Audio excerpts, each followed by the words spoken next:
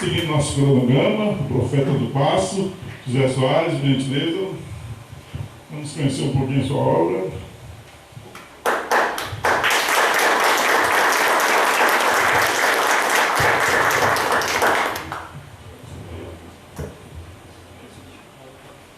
Bom dia a todos, bom dia a todas, bom dia.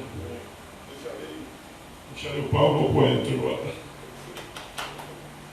Bom dia, muito obrigado, Márcio. Primeiro eu vou agradecer aqui, alguns agradecimentos.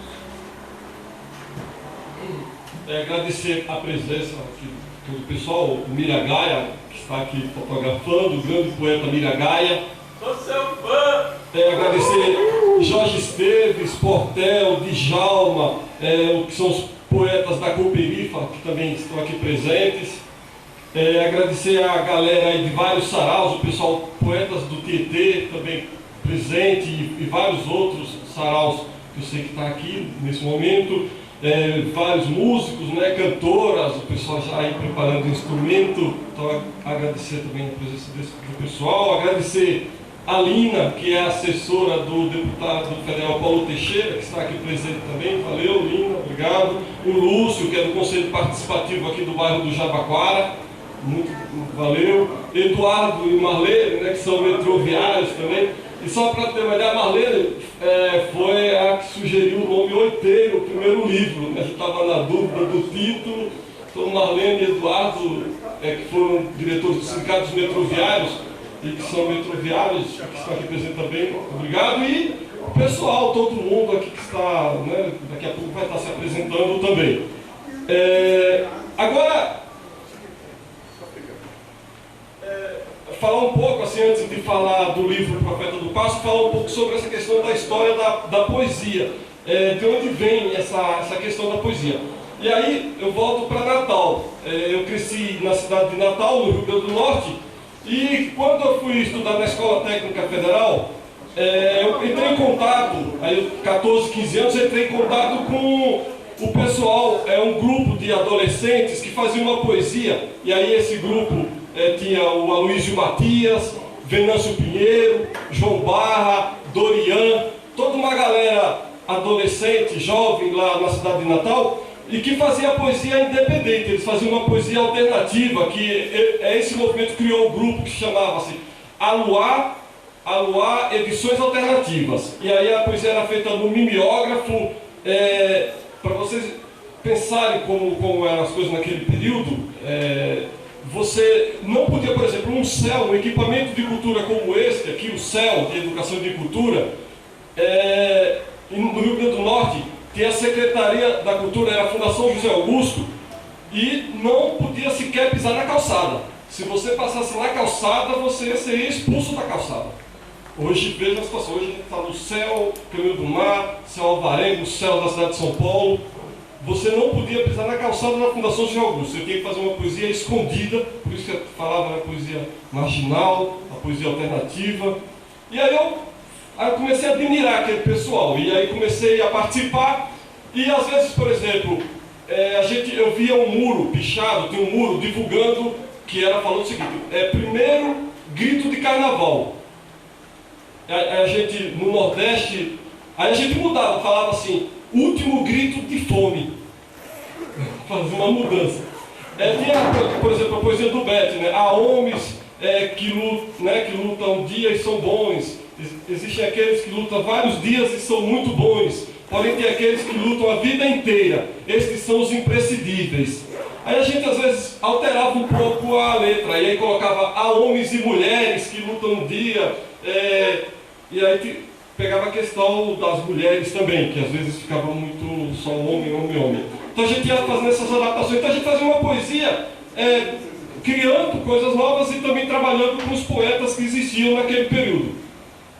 Então era uma luta muito grande, você não tinha o espaço que os poetas têm, não podia se organizar em saraus, não podia fazer, por exemplo, se você juntasse uma quantidade de pessoas, não era permitido, a gente vivia em plena ditadura militar.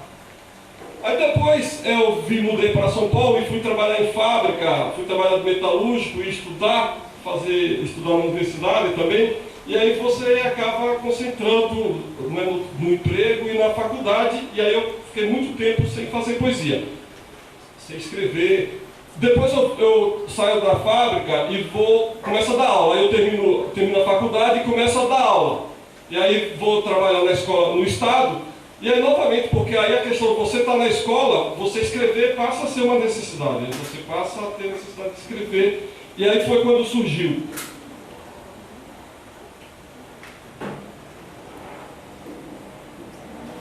Aí veio o livro Oiteiro, que foi em 2012.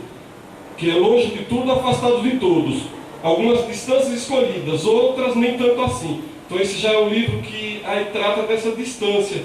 São Paulo, Natal, Natal, São Paulo, eu acho que é a distância do próprio pessoal do Aluá.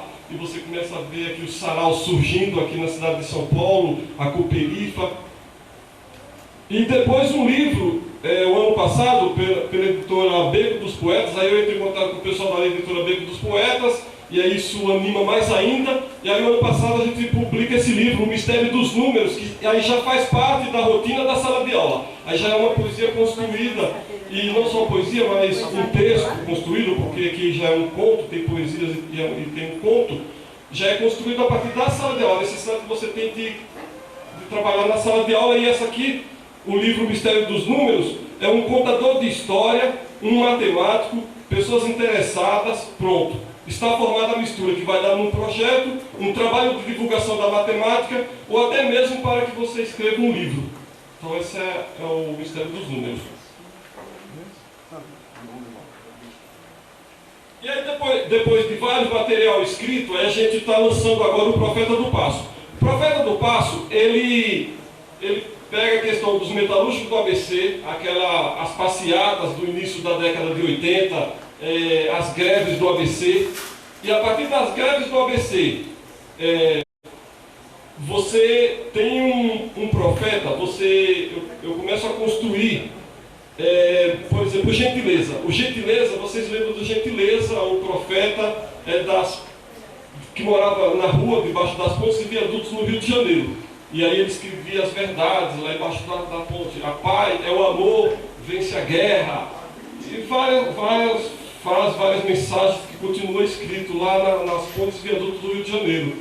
Aqui em São Paulo, tinha um poeta na rua Oscar Freire, um morador de rua também, e ele também escreveu poesias, e ele coloca, por exemplo, uma poesia desse poeta: musa da loucura, musa da paixão, musa da frescura e da ilusão, usa-me e abusa, pois para todo tempo um dia você deixará de ser musa. E aí ele coloca uma poesia desse tipo e expõe na rua Oscar Freire. E o pessoal passava e admirava, e aí foi matéria até no jornal Folha de São Paulo. E tem muitas histórias desse tipo. Uma vez no Centro Cultural, eu estava observando um morador de rua e ele conta a história, muitas verdades, porque a poesia e a profecia, a poesia ela aponta ao sinal das coisas, ela geralmente surge antes. Por exemplo, o Carlos Drummond de Andrade, ele faz um poema sobre esse desastre de Mariana. Tem um poema de Carlos Drummond de Andrade de 82, que já previa o desastre de Mariana, quando ele fala o rio doce e amargo, e ele já prevê tudo isso. Então o poeta ele anuncia, e ao mesmo tempo o poeta ele é o último. Quando tudo parece perdido, quando parece que o mundo acabou, mas o poeta ele está ali anunciando aquela esperança, aquele otimismo com que para salvar o último dos humanos. Então a poesia e a profecia, que eu acho que se junta, porque acima do humor, e aí é uma mensagem que esse livro transmite, que é assim: acima do humor, só o pensamento, acima de acima, só a poesia, e acima da poesia, mas acima ainda, só a profecia. Então, porque tem essa questão de anunciar e a esperança é a última que morre, a poesia também é a esperança. O livro Profeta do Passo, então tem essa história desse morador de rua que ele vai trabalhando, e ele conta uma história que é o seguinte: ele conta, naquelas passeatas ele fica contando história que só um morador de rua vai falar, não tem, que é na verdade uma das poucas pessoas livres, né, na verdade. O morador de rua e às vezes daqueles que a gente chama de louco, mas que na verdade são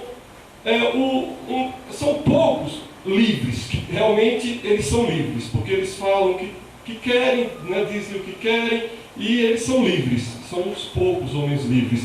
E aí ele conta uma história do Pitágoras. Ele conta o seguinte, que aí está no livro, só uma parte, depois vocês vão ler, o livro já está na biblioteca aqui do Céu Caminho do Mar, e também vai estar no site, né, do Beco dos Poetas, mas tem um trecho que ele fala o seguinte, que Pitágoras ele estava perambulando pela Grécia, e aí ele estava sem dinheiro, ele não tinha dinheiro mais para comer, não tinha dinheiro, ele estava fazendo pesquisas, estudando, e ele sem dinheiro nenhum, com fome, sem roupa, já morando, ele pede hospedagem numa pousada, e aí o dono da pousada fala, mas você não tem dinheiro, você não tem nada, como que eu vou te hospedar nessa pousada e comer e tudo? Ele fala o seguinte, eu vou desenhar uma estrela, e aí ele desenha uma estrela de 5 pontas, eu vou desenhar uma estrela aqui na porta, esse vai ser meu pagamento. Um dia vai aparecer uma pessoa, e essa pessoa, ao você contar a história dessa estrela, que foi uma pessoa que estava perambulando pelas ruas, que fez essa estrela, essa pessoa vai te pagar,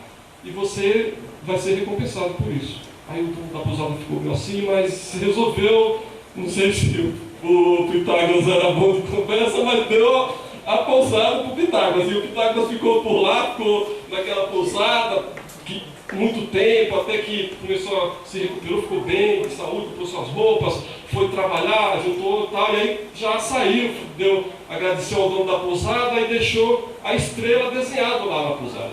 E aí saiu. Aí todo mundo que chegava para se hospedar naquela pousada, olhava para aquela estrela e falava, mas o que é isso? Aí o dono da pousada explicava, falava, não, isso aqui foi uma pessoa que estava sem ter o que comer, sem nada, e desenhou essa estrela aqui, e ele falou que um dia ia passar alguém aqui e que ia pagar a estadia dele nessa pousada. Aí, você tá louco? E saiu embora. Aí chegou outro, aí contava a mesma história, você tá louco? Até que um dia chegou uma pessoa. Aí ele falou essa história, falou, não, isso aqui foi uma pessoa de rua e tal, passou aqui, morou, fez essa estrela de 5 pontos e falou que alguém... Ele falou, foi isso mesmo. Ele escutou com atenção a história e falou, quanto mais ou menos ele gastou? Vamos imaginar hoje, tem uma despesa mesmo, 50 mil. Ele falou, fez o cheque, está aqui 1 milhão, e aí deixou o dono da pousada e seguiu o seu caminho. Então são histórias como essa que tem por aqui. E para terminar, assim, uma poesia que tem no livro, que eu acho que tem a ver também um pouco com a Carolina, com o tema do sarau de hoje, que é essa questão do negro, o indígena, as pessoas moradoras da periferia. Elas têm que contar a sua história, porque até agora a gente só ouvia a história, gente, era contada por mestres da USP, doutores não sei de onde, e ainda, se você vai nessas grandes livrarias, ainda é assim. Mas aqui que está a história do negro, a história do indígena, a história do morador da periferia, é aqui que nós contamos essa história. E essa poesia, assim como Carolina, Pindorama, ela vai nesse sentido, que é o seguinte, Pindorama. Os nativos dessa terra não são índios, eles são caiapós, potiguaras, guarani-kaiowás, guaranis, yanomamis, caxinauã, Axanica, Apurinã, Tupis, os povos que vivem e viveram no Pantanal, na margem do Amazonas, sertão do país, litoral nordestino, praias do sul, tribos de São Paulo, beiras de rios, mangues e florestas, deram-lhe o nome genérico de índios. Mentira histórica que se perpetua.